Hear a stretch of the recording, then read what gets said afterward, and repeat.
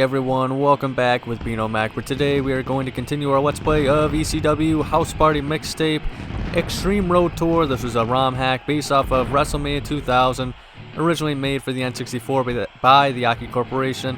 However, Mr. GM Spectre, who is the creator of this ROM hack, works on real hardware, has made this an ECW All-Stars game, so we're doing the season mode, and we are in October. We are playing as Rob Van Dam. Our partner is Sabu, rest in peace, and we are the ECW World Heavyweight Champion.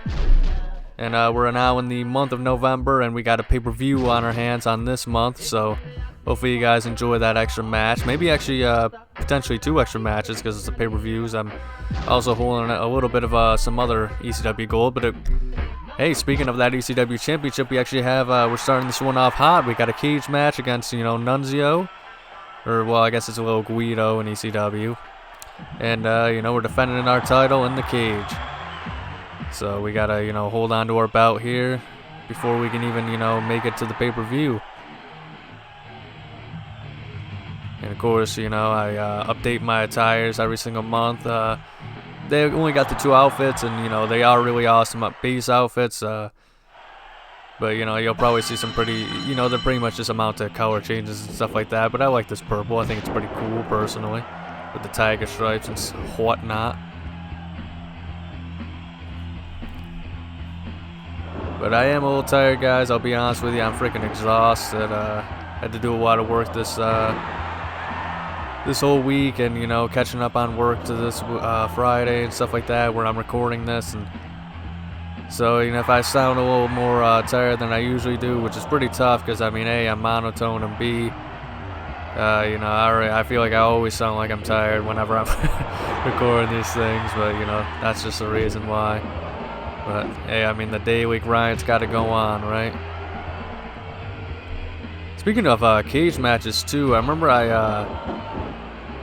I was watching the breakdown one at 1998 in the WWF, and that was a triple threat cage that had The Rock, Ken Shamrock, and Mankind all competing over a #1 contender spot for the WWF title at that time. I think it was supposed to be for next month, and then it kind of got all crazy and mixed up because that was also the same pay-per-view, I believe, in which Stone Cold was beaten in a triple threat match by both Kane and Undertaker at the same time, because it was pretty much a handicap match. It was a blatant setup by Vince McMahon to get that title belt off of Stone Cold, and it actually worked. And then eventually that led to the freaking Deadly Games at November Survivor Series for the title, where Rock made history and stuff like that. You just look back at the Attitude Era, and you can just see like a lot of how well all of those superstars at the time were built up, doing stuff that a lot of it hasn't even been replicated today, but like it's just like they did such a good job of protecting certain guys. Like for example, The Rock is actually the winner of that cage match, but at the same time they made Mankind look good because he only lost. The Rock, I think he pinned Ken Shamrock inside the cage while Mankind was busy climbing out of the cage because he thought both The Rock and Ken Shamrock were knocked out. So it was really a great finish. Mankind losing literally by like just a few seconds, not even understanding they lost when it first happened. What a great finish. And I don't know, like I used to think like, okay, maybe it was later on that they had like the tag team cage matches and stuff like that, and that's why we didn't really have any multi-man ones in the Aki games.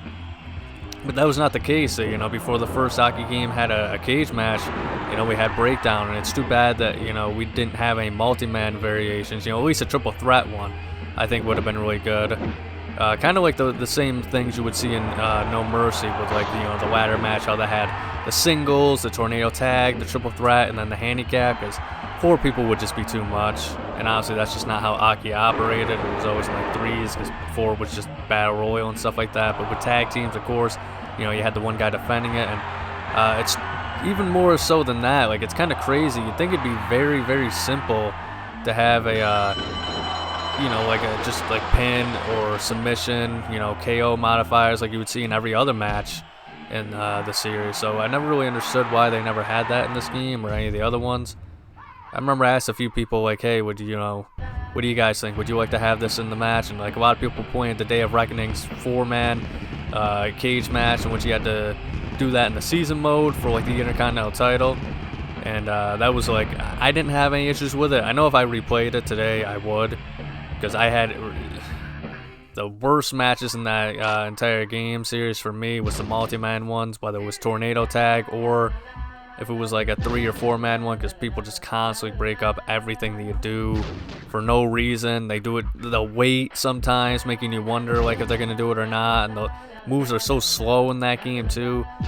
I don't know, I just didn't have any issues with the cage match, but a lot of people did, and they used that as an example as to why, you know, it was a good thing Aki never allowed that. But it didn't necessarily mean that it had to be in the story mode or anything like that. And like, obviously if they had that variety, they would have done something like that in championship mode and No Mercy. But I don't know, once again, Fatal 4-Way, I think Aki, they were smart enough to know.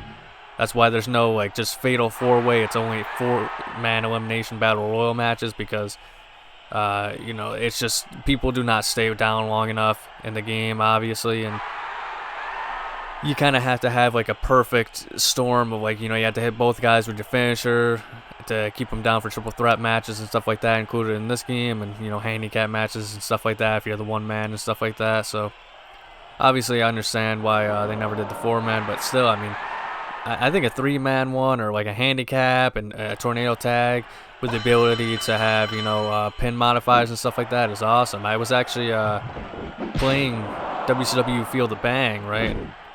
I haven't played much of it. I was just kind of recently, I put it on my computer to see like, hey, can I finally do this? Can I, you know, install a mod? And I looked it up, and, you know, I was able to install it on, you know, watching this amazing guide on YouTube. I'm too tired to remember who the guy is who I watch, but like when I do eventually upload like a Feel the Bang video, once I kind of feel it out a little bit and figure out what doesn't work and what crashes the game and all that sort of stuff, I'm definitely going to give credit and put the video in the link in the description below, because the guy I followed, you know, he did such an amazing job, made it so easy. It took me like 5-10 minutes to set it up, and I know you guys don't know this too well maybe, but I am a super huge fucking idiot when it comes to technology. So just to be able to, that was kind of what was holding me back before. You know, I was having so much trouble just figuring out how to get No Mercy Plus version 3, the open beta set up, because you need like a save patch or something like that. And, you know, I felt like I spent like hours on it, felt like an idiot. Then I asked it on the N64 Wrestling Reddit, the N64 Wrestling Games Reddit. I always forget the wrestling part. And, you know, I believe it was a man by the name of Jedi Knight 81, something along that line. He helped me, and it was literally just as simple as like, hey, just, you know, go to this one website, put the ROM in there, patch it, and then, you know, it literally took me 30 seconds once he told me how to do it, and I felt like such a goddamn idiot after it. But I am so thankful that he helped me with that. You know, obviously, with the guides, you know, hopefully I'm going to be able to set up the Legend 64 guide, and that way, you know, I can maybe do a little bit of that. Although, I don't know, the thing I like about Feel the Bang and what kind of enticed me to it is, as you can see, even with this playthrough, I like playing the games like the single player mode. I know a lot of people like don't really care too much about that, and they just want like the roster and make their own matches. I'm all about the, you know, how does the game change, you know?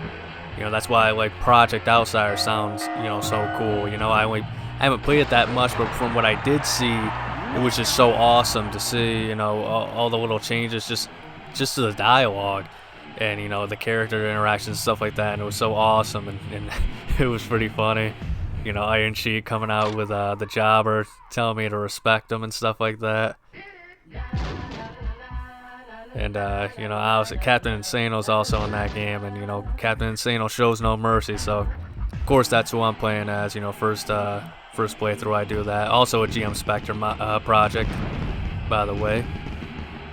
But yeah, Legend 64, the point I'm trying to get to in regards to that is it does not currently have like a single player campaign, I believe. It's just the matches you can play, and there's so much stuff that's so cool that I've seen is awesome. You know, like everybody has like 10 outfits, and the roster is obviously phenomenal. They got commentary in there somehow, and obviously it's just kind of like pretty much like just like an audio clip that plays. Like they don't actually react to any of the moves or anything like that. But it's just such an awesome for, you know, the overall feel and presentation of that game. Like there's so much that's just so cool and awesome about it, you know.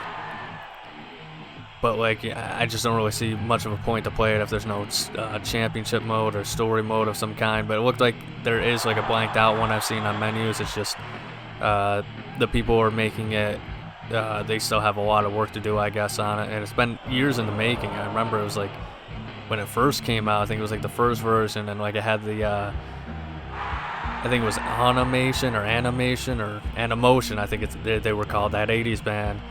And it was pretty much Obsession. Like they had like the quotes of like the WWF guys, you know, saying various things over the song, and that was just so awesome. I kind of missed that version of the song, but they ended up changing it, probably due to copyright reasons, so they wouldn't run in anything like that. But it's so awesome. But I think they even have a Patreon, and I just remember somebody complaining about that, saying that they were scamming people, because there's just one guy on there that complains about Retro Randy Price, the No Mercy Plus guy, and I think it was Scotty J. They said also just because they're making money on Patreon, they make things very slowly. Same with Ultra Pro Wrestling, and I don't know how true that is. Definitely, I don't think that's the case with Retro Randy Price, but I don't know anything about the other projects. But most people seem to disagree with him on that. But I think the idea is that eventually, you know, they're working on it at a constant pace, Legend 64, and I'm assuming you know, we'll get that challenge mode eventually, and once we do, you know, I'm definitely going to be playing it. But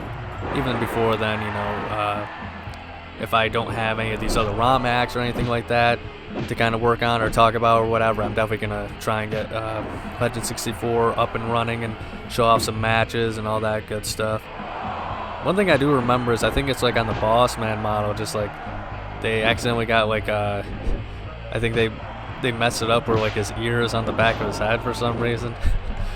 I don't know. I know that's a weird takeaway, but I just remember seeing that.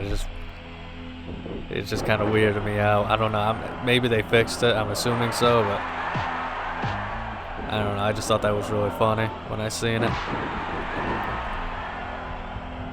But I even brought up Feel the Bang. The whole point of me bringing that up, I'll go from like topic to topic and stuff like that, but the whole point of me bringing that up was in regards to the cage match. You know, I played it, and the only thing I was really interested in, like I seen it and I was like, whoa, you're gonna have multi-man cage matches? No way, this is gonna crash the game. It's probably just something they put in on the menu, and it would have been too much to take out or something like that. And I seen the cage match had a fatal 4-way, you know, mode and stuff like that, and that is too sweet. Like, I don't care how chaotic it is or how annoying it is to do the cage shaking mechanic. You have to like look at it, the specific guy and stuff like that before he can shake the cage. A lot of times when I shake the cage, some asshole comes up from behind me and attacks me for some reason, because they don't really react until they're already trying to get out of the cage. But I mean, that is just so awesome, and it's really fun. It's honestly probably some of the most fun I've had in hockey matches and stuff like that, and, you know, in free play in a long time. And the ring, like, even just like all the details are awesome. Like, I'm pretty sure, like, you can tell that like the ring is like smaller, and you know, it's just a really cool detail. And like the stages are awesome. Although it is funny on the Nitro stage, like they don't actually walk down the aisle, they just kind of walk in place while the camera zooms out. I just thought that was funny. And yeah, unfortunately it just crashes a lot, and I'm trying to figure things out. So until then, I can figure out how to fix it and stuff like that, and have something relatively close to full screen. Because I mean, at first that was kind of the only issue, but even then, like, I'll just exit some menus sometimes and that'll just crash it. So it's not like just a full screen issue, it's just, you know, it just has some issues up and running and stuff like that. But really, it's once I figure it out, man, you're gonna see some Feel the Bang videos, and maybe eventually I'll do some other mod videos. But you know, I'm still not too I don't know, I'm still not very good at the mods still at this point. But maybe I will end up doing that and stuff like that. But there's so many mods out there. I mean, I'm just gonna play the ones that I want to play, and you know, I'm not gonna make it my, you know, my future identity to try and cover all the mods that come out, because you know I'm not even a part of the boards. I don't even know where those boards are and stuff like that. And, you know, plus that's like Sean O'Connor's whole thing. You know, he's amazing at it. You know, if you ever want to check out his channel, there's you know, he looks at Aki mods, ROM hacks, you know, SmackDown 2 mods, you know, just all sorts of WWE game mods. If you ever want to check out his channel, he's got a lot of great content, and he does an amazing job of presenting all of the different ROM hacks and mods you'll see on there, like full run through, showing all the arenas, available characters, you know, a few gameplay matches, modes, all that sort of stuff. So check him out if you get a chance. Trust me, it'll be great. Oh, we got ourselves a submission here, folks.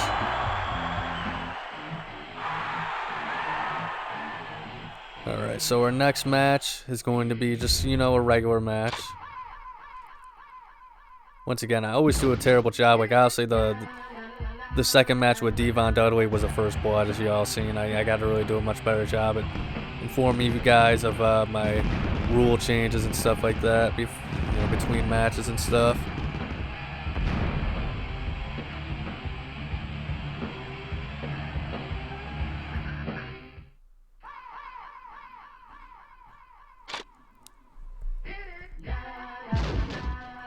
Well, looks like Sabu unfortunately let us down on that one. He lost to the Blue. He lost to the Blue Meanie. All right, well, we're taking on Too Cold Scorpio. And the FMW match, that one just has like you know, hardcore title rules and stuff like that. I think it does. There's the FMW. Yeah. Wait, no. The FM. Shit. Which one's the hardcore title one? Is the FTW one. So the FMW one is I think it's just regular matches, which is just no count outs. Yeah, because I didn't change the rules at all, I don't think.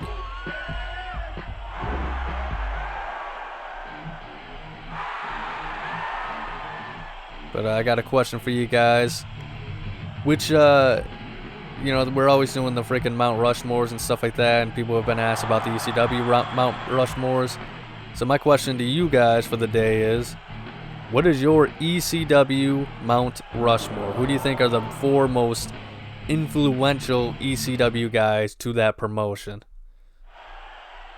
I don't know. I'm not much of an ECW fan, if I'm being honest. You know, I'm a big fan of this ROM hack, but so I don't know if I could really answer accurately, but a lot of the top names I see, you know, RVD is on there a lot of times, Taz, Sabu, Tommy Dreamer, and Sandman are a lot of the most popular picks I see on there, and Raven's one of the most popular picks. And I feel like I've heard, you know, I can't remember who, but I think somebody said Terry Funk. But like those are usually the big names that are all brought up on the ECW Mount Rushmore. I think, you know, even somebody said Paul Heyman was deserved to be on there, and you know, to a degree, I mean, I can understand. I mean, he was back in the 90s. I mean, it felt like all the promoters felt like such a big part of their companies and stuff like that. You know, Eric Bischoff was a slimy douchebag heel, and the NWO that supported him and stuff like that. I think Jim Cornette put it best when he said Eric Bischoff was like the slimy game show host. Then let's see, who else is there? Oh yeah, obviously Vince McMahon. I mean, we don't even really need to go over the WWF Austin McMahon rivalry, but even, you know, McMahon against anybody was just kind of gold. You know, he went up against Shawn Michaels. You know, I mean, he had to even the odds against Shawn Michaels, you know, God, when he enlisted his son to help him with that.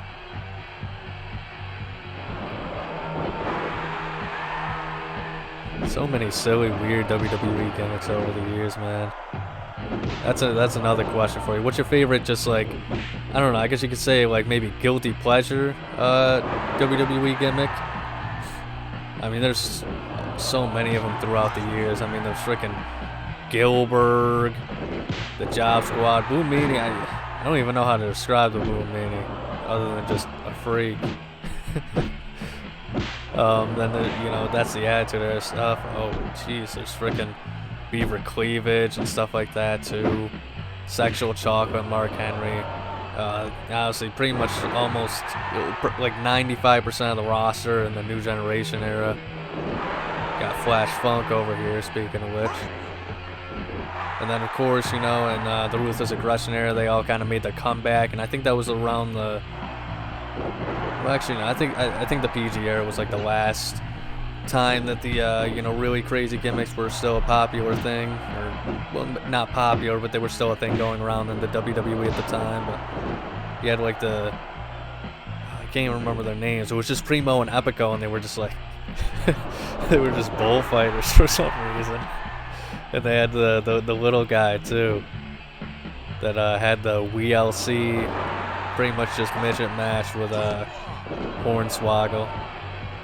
That was pretty great. 3-man band was pretty cartoony, but I wouldn't really call it like over-the-top goofiness, if that makes sense. It's not like a Boogeyman team or a Eugene. I'll probably have to say Eugene's probably my favorite one of that. Not because I think it's really all that funny. It is funny in like the 2006 game, seeing like just how goofy his mannerisms are and stuff like that. But like the on-screen character, I honestly, like, you know, you say what you want, but I thought he worked for a while. I thought it was great. You know, the musical chairs episode on Raw, that was awesome. Him and his rivalry with Triple H was pretty great, although that was kind of like almost the beginning of the end for his character. You know, then he had the thing with, he won Kurt Angle's medals by surviving his invitational match and stuff like that. Eugene, I thought I think he was booked very well for that kind of character at the start of his WWE career. And then obviously, you know, like they just kind of lost interest in it, and then they turned him heel, and that was just an ugly mess. And I think one of the most uncomfortable moments in WWE I remember is when they shaved Eugene's head before it was before or after the Battle of the Billionaires and stuff like that. Eugene was crying and everything like that. That's just like that was just a very weird thing to see, just like a grown man crying. But I don't know, it's equally as weird when it's the Big Show doing it too. Man, the Big Show was a mess. But I was glad to have him around in WWE, even if he wasn't used to his maximum potential. Although his knees are rough. Oh my god, there's Taz too. Good lord, dude. I can't escape this dude no matter how hard I try. It's ridiculous. I think this is like my 5th or 6th time where this dude is just interfering in my matches. And Bill, what are you trying to do here, man? Alright, yeah, you just keep him busy in that leg lock. Uh-oh. Yeah, alright, hold him off, hold him off. God damn it. I hate it when I'm practically at like the mercy of my AI partner. Alright, we got it now. Thank you. Speaking of Taz, man, I mean, I remember I usually stick up a lot of times for WWE when I say people, I don't know, I just don't believe they pay these guys like hundreds of thousands and millions of dollars just to bury them and stuff like that. It's not even really sticking up for them. Like, I just say it's not, I don't think most of them are intentional. I just think that Vince McMahon is, you know, like a kind of a dumbass in the sense like he's like, okay, well, you could get over there in that company, but this is my company, pal. So you're gonna get over in my gimmick and my way and how I see and yada yada stuff, right? You know, for example, DDP, I think he just looked at DDP. I always use this as the example. I'll go through it real quickly for my point.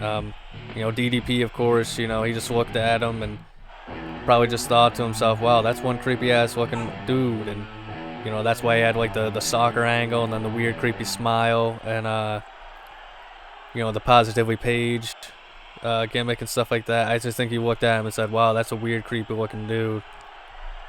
And I just don't, you know, it's been said multiple times by the higher ups around Vince. Vince didn't watch any other product. At most, he would like watch like a 10-15 minute, you know, highlight tape or whatever, and he would just kind of make of it, you know, how he, you know, he would make of it, you know, of what it was by what he watched and stuff like that. I know that probably didn't make any sense. He would just kind of like feast his opinions off a 10-minute package of showcasing the wrestlers, what I'm trying to say. Even Vader, who ended up as Vader in the WWF, and you know, he came in pretty big and was supposed to be a big deal and stuff like that. You know, he was meant to be called the Mastodon just because he wanted to make Vader a WWF character rather than, you know, what worked. So I think that's a good example of, you know, Vince's stubbornness and stuff like that. But in regards to this, one thing I cannot stick up for, and it's 100%, you know, this was a burial. There are definitely times where they buried a guy intentionally, and that's when Taz won the ECW championship from Mike Awesome in ECW. Like, he went back there while he was in the middle of his WWF run, starting off with that. And then they had the ECW title on TV for like one SmackDown, I think. And of course, that was the one SmackDown where Triple H had to come out as the WWF champion and challenge Taz to a match just to, you know, kick his ass and beat him, you know, in a pretty easy fashion, I would say, on, you know, SmackDown. You know, pretty much showing like, hey, yeah, you know, WWF is higher than ECW, and that's just such a douchebag move. Yeah, I intentionally lost that one, folks.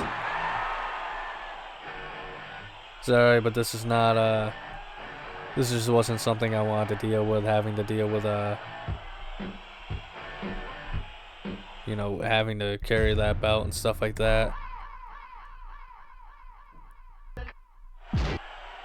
So that's why I went to Spike beat me there. So sorry for the disappointment if you were hoping for a high-octane match. But yeah, but back to what I was saying, you know, Taz, he literally just walked out on the show wearing the belt, and there's no way that was an intentional burial. I mean, that was 100% intentional. And it sucks, too, because Taz came in pretty... Taz, a lot of people say Chris Jericho, and it's debatable for me, but Taz, I think, also just had... You know, him and Jericho, I think, are pretty much tied for me for who had the coolest WWE debut of all time. Just, you know, the Madison Square Garden, Royal Rumble, coming into the music, people knew who it was, badass, you know, pyro and lighting and stuff like that. You know, him with the towel, everybody was hyped for it. You know, he took out Kurt Angle in his first match and everything like that. And I don't know, that was just such a really awesome match and a showcase of him and stuff like that. But unfortunately, I think they just didn't know what the hell to do with him. And when I say they, I think it was Vince in particular, because I think he just looked at him and just thought to himself, well, he's too short to be, you know, a top guy or whatever. So I think a lot of people, because like in WrestleMania 2000, right, the actual pay-per-view, it was originally advertised to have Chris Jericho instead of Mick Foley as the fourth guy in the Fatal 4-Way, right? And I think that's kind of like somewhat of a common fact nowadays. And but I think that when it comes to that match, like, I think it was originally going to be, because it seemed like they were building up to where the original triple threat match was going to be Taz, Kurt Angle, and Chris Benoit initially. And you can see, you know, the build-up for the longest time. Taz was like the third guy in that feud. And then once, like, after like I think a week or two, all of a sudden it turned into Chris Jericho, and then obviously like the European title was involved, I think. Or wait, no, Kurt Angle I think was already the Eurocontinental champion at that time. But you know, I definitely think it was originally supposed to be like the third guy in that nobody ever talks about. Was it looked like they were having Taz as like the third guy, and then obviously he just ended up being the hardcore battle royal match and stuff like that. A lot of people hate it. I thought that was a pretty cool, you know, match. It was a dumpster fire, if you know, want to call it that, but it was a very entertaining one. And the finish, them messing up the finish, a lot of people were like, oh man, that just makes it worse. I think that just makes it better, honestly, for me, because it just added to the unpredictability of the hardcore title belt. And the best part is just when Hardcore Holly, he holds a, you know, the bell rings and Hardcore Holly's fucking so confused as to like, wait a second, I don't think this is right. And they had to do some impromptu interview and stuff like that afterwards. Although it's funny too, you would think that like just if they really like they mess it up, and obviously you think they would just like on the same night at like some random point or something like that, just real quick. It will only take like 30 seconds. They would just have like Crash win the belt back or whatever.